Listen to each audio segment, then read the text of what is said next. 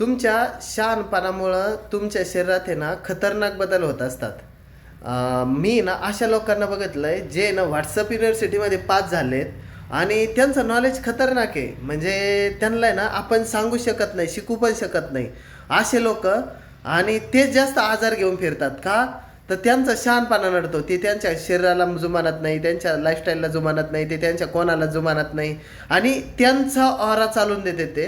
आणि मग त्यांनी काय होतं आहे का त्यांच्या शरीरावर असे परिणाम होतात की शरीर त्यांचं लवकर खराब व्हायला लागतं आणि त्याच लोकांमध्ये आजार जास्त वाढतात. तर तुम्हाला जर सवय असेल ना कोणाचं ऐकायचं नाही, कोणाला काय नसेल, तर तुम्हाला ही सवय बदलावं लागेल. का नाही, कोणी ना कोणी तुमच्या लाईफमध्ये असा असला पाहिजे ज्याच्याकडून तुम्ही गायडन्स घेतलं पाहिजे आणि त्याच्याकडून तुम्ही त्या पद्धतीने शिकले पाहिजे. जोपर्यंत या सगळ्या करत नाही ना तोपर्यंत तुम्ही कोणत्याही प्रकारे काहीही अचीव करू शकत नाही. ना की हे तुमचं